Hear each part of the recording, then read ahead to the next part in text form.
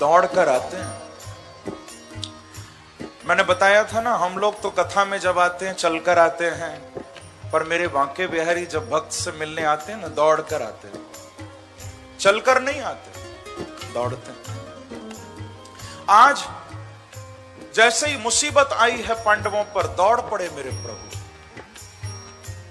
दौड़े और भागकर द्रौपदी के पास पहुंचे और द्रौपदी को जाकर, भगवान का पहला शब्द था, सुनिएगा, द्रौपदी को जाते ही भगवान ने यह शब्द कहा कि बहन, मुझे लगता है कि अब तू विधवा हो गई है, अब तू विधवा हो जाएगी। आप सोचो, कोई माता बहन यदि ये शब्द सुन ले तो उसका क्या हाल होगा। कहा कि लगता है तू विधवा होने वाली है, परंतु द्रौपदी मुस्कुराने लगी, हंसने लगी। भगवान बोले कि बहन, मैं कहता हूं तू विधवा होने वाली और तू हंसती है। तो द्रौपदी बोली कि मुझे किसी बात की चिंता नहीं है, क्योंकि मैं जानती हूं जब तक आप मेरे सामने खड़े हो, हे बांके बिहारी, कोई मेरा कुछ नहीं बिगाड़ सके। ये मेरा भरोसा है, ये मेरा विश्वास है, जब तक आप मेरे सामने खड़े। कि हमें चिंता नहीं उनकी, उन्हें चिंता हमारी है। हमें चिंता नहीं उनकी, पर उन्हें चिंता हमारी है। हमारे प्राणों का रक्षक सुदर्शन चक्रधारी है। हम सबके रक्षक वो बांके बिहारी। हम उनकी चिंता करें न करें, लेकिन उनको अपने भक्तों की चिंता है। तो प्रभु दौड़े चले आए, प्रभु दौड़े चले, हरि दौड़े चले आए, हरि दौड़े चले आए। वो प्रभु दौड़े चले आए, प्रभु दौड़े चले आए, प्रभु दौड़े चले आए, प्रभु दौड़े चले आए। दौड़ पड़े प्रभु। द्रौपदी को बोले कि बहन, अब तुझे तो कोई चिंता नहीं, मुसीबत यही तो है। भक्त तो कोई टेंशन, कोई चिंता, किसी भी बात के लिए कोई फ्रस्ट्रेशन नहीं, लेकिन सब कुछ मुझे ही करना पड़ता है। क्या करूं? सारी चिंताएं मुझे ही होती हैं, क्या करूं? बहन द्रौपदी, अब तुमको इसी समय मेरे साथ थोड़ा चलना पड़ेगा अभी। बोले प्रभु कहां लेकर चलोगे? बोले बस चलो तुम, वहीं पता चलेगा। बंधुओं, सुबह के 4 बज रहे हैं, सुबह के 4 बजे हैं, अभी अंधेरा हो रहा है बाहर चारों तरफ। सुबह के 4 बजे हुए हैं और मेरे प्रभु अपनी बहन द्रौपदी के साथ आज चल दिए हैं। पांडवों के शिविर से निकले हैं, कौरवों की ओर भगवान जा रहे हैं। द्रौपदी पीछे पीछे चल रही हैं, आगे बांके बिहारी चल रहे हैं। जब कौरवों के शिविर के निकट पहुंच गए, जब बिल्कुल पास में आ गए, तो भगवान द्रौपदी को बोले कि बहन, अब हम कौरवों के शिविर के निकट आ गए हैं और तुम्हारी ये जो चप्पलें हैं ना, ये बहुत आवाज कर रही है। चप्पलों का बड़ा शोर होता है। बहन तुम एक काम करो, ये चप्पल उतार दो ना, इनको छोड़ दो। तो ये बात सुनकर द्रौपदी ने तुरंत अपनी चप्पलें उतार दी और द्रौपदी ने जैसे ही चप्पलें उतारी हैं, मेरे बांके बिहारी ने वो चप्पलें अपने हाथों पर उठा ली। अपने हस्त कमलों में द्रौपदी की चप्पलों को प्रभु ने ले लिया और द्रौपदी के साथ चलने लगे। चप्पलें क्यों उठा ली? भगवान ने ऐसे ही नहीं उठाई चप्पलें, ठाकुर जी ने देखकर उठाई हैं चप्पलें। क्या देखकर उठाई हैं? भगवान ने देखा है कि भक्त कथा में आते हैं कथा सुनने के लिए, लेकिन कई आते हैं चप्पलें उठाने के लिए। प्रेम से कोशे राधे। कुछ तो कथा सुनने आते हैं, आनंद लेने आते हैं, लेकिन कुछ लोग ये भी सोचते हैं कि महाराज अब चप्पल जूते पुराने हो गए हैं, तो बोले फिर क्या करना है? बोले कथा में जाना है। बोले क्यों? बोले दुकान पर इतनी वैरायटी नहीं मिलेंगी जितनी कथा में मिलेंगी। प्रेम से कोशे राधे। इतनी वैरायटी दुकान पर भी नहीं मिलेगी जितनी कथा में मिलेगी, तो उठा लेते। मेरे प्रभु भी द्रौपदी की चप्पल लेकर चलने लगे हैं और भीष्म पितामह के शिविर के सामने जब पहुंचे, सेवक खड़ा है, पहरेदार खड़ा है, उसने रोक दिया और कहा कि तुम दोनों कौन हो? क्या करते हो यहां पर? जवाब दो, नहीं तो मैं मार डालूंगा। भगवान ने उसको रोक कर समझाया कि देखो, तुम शस्त्र नीचे कर लो।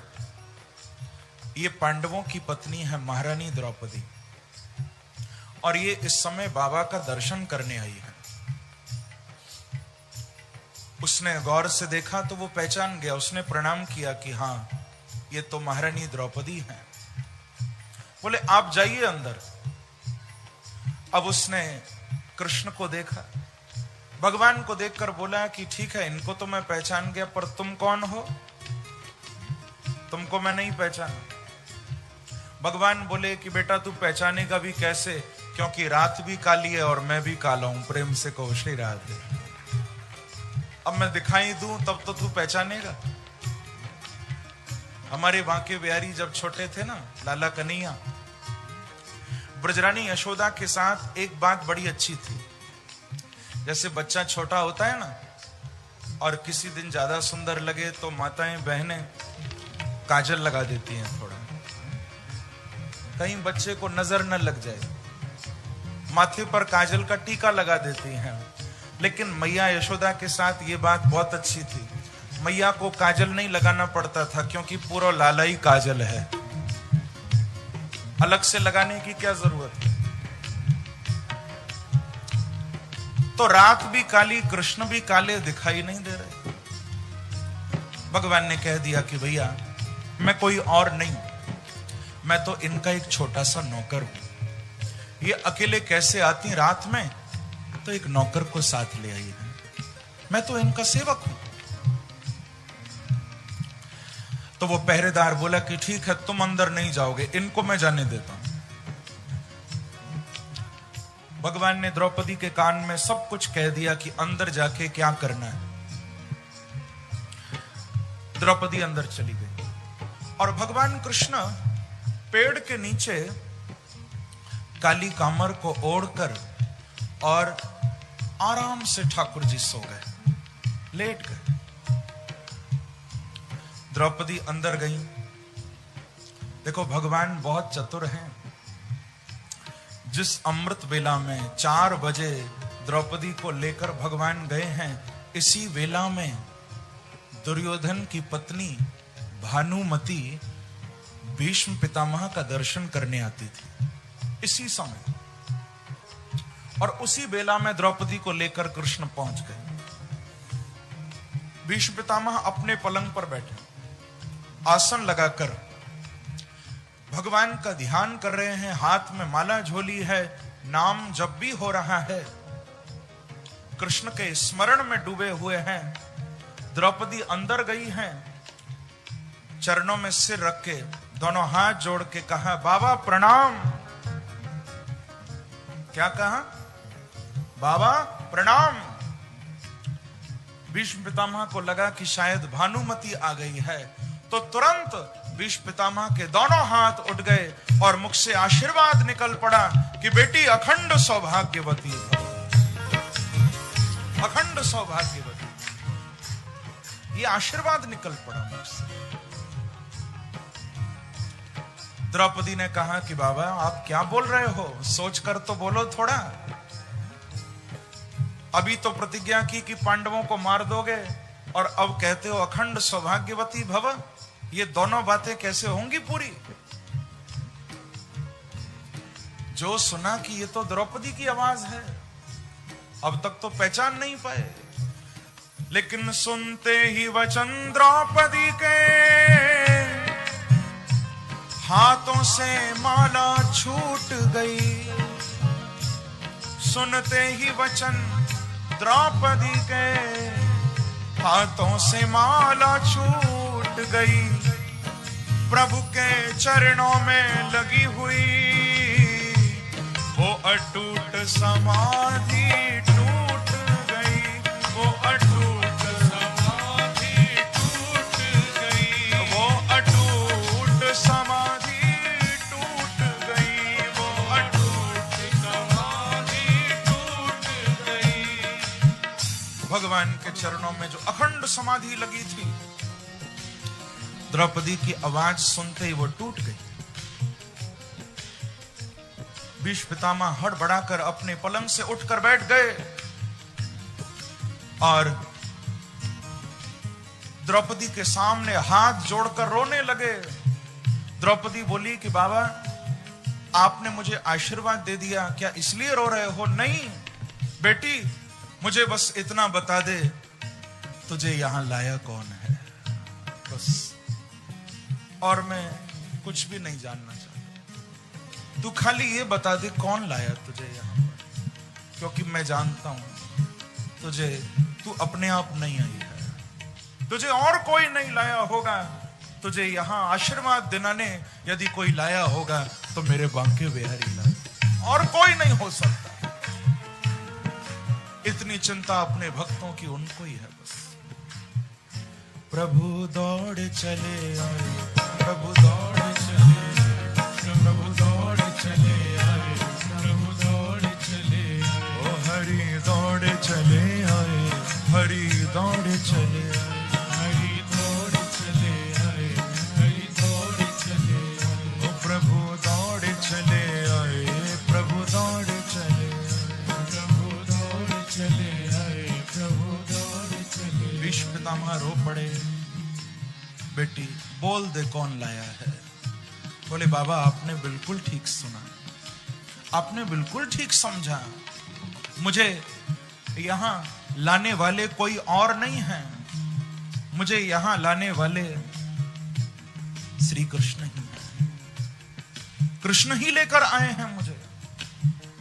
तो बोले बेटी फिर वो कहां रह गए, आ जाते ना तेरे साथ, कहां रह गए?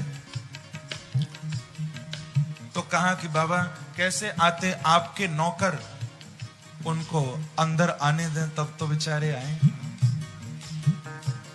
कई बार ऐसा होता है बांके बिहारी दरवाजे पर खड़े हो जाते हैं और हम खुद उनको अंदर नहीं आने देते, क्योंकि उनके रूप अनेक हैं। न जाने किस रूप में तुम्हारे दरवाजे पर खड़े हो जाएं आकर, न जाने किस रूप में आपके सामने आ जाएं।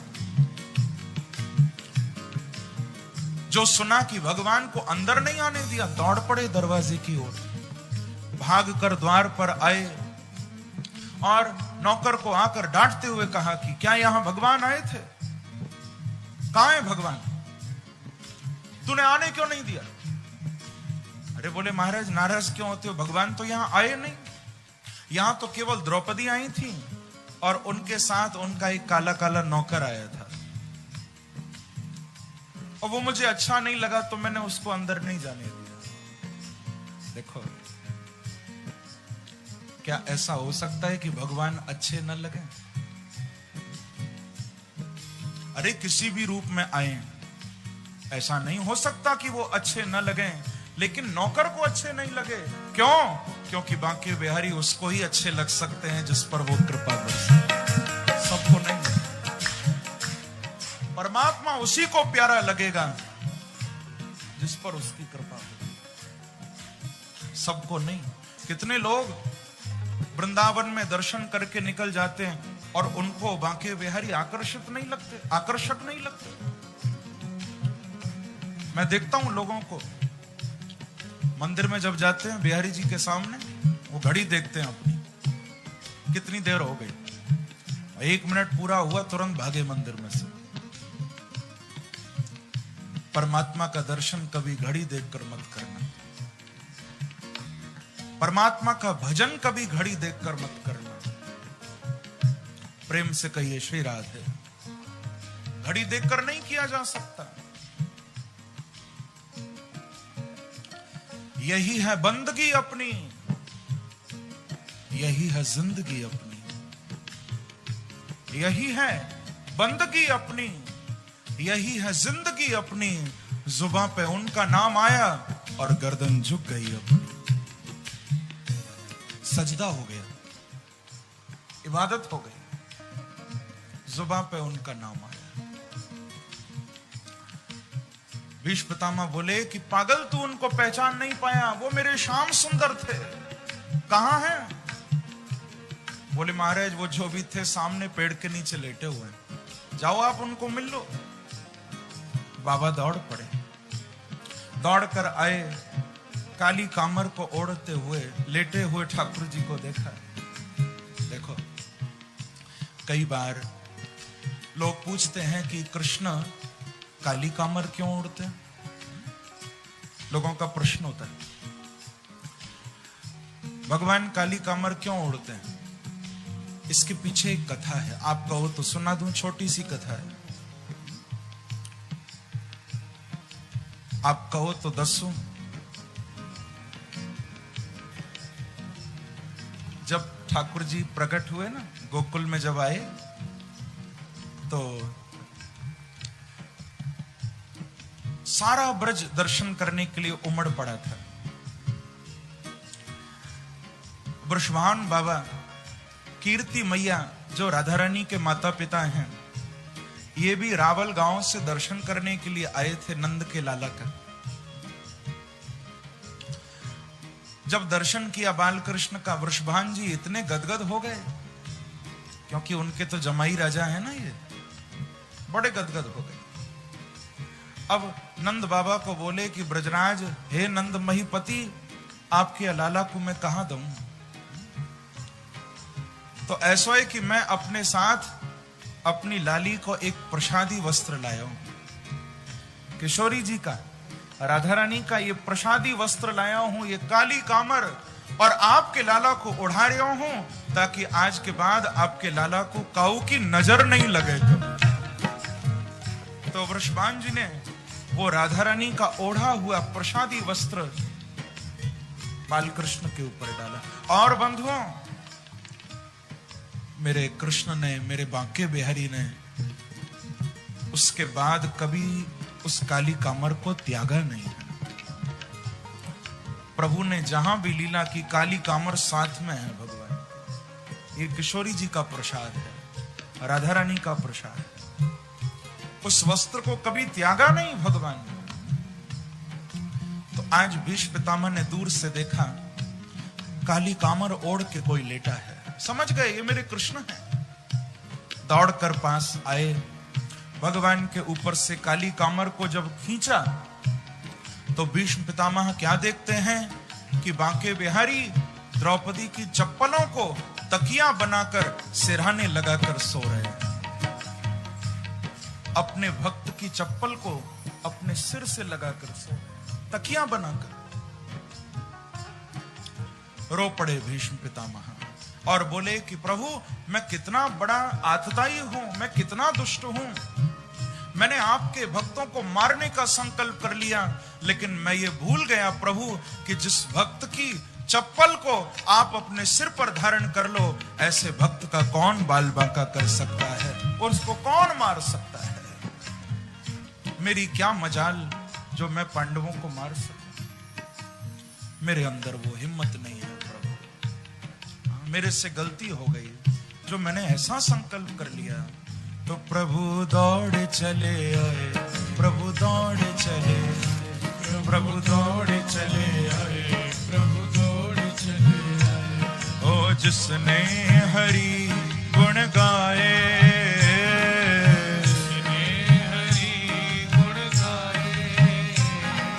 जिसने हरि गुण गाए, जिसने हरि गुण गाए।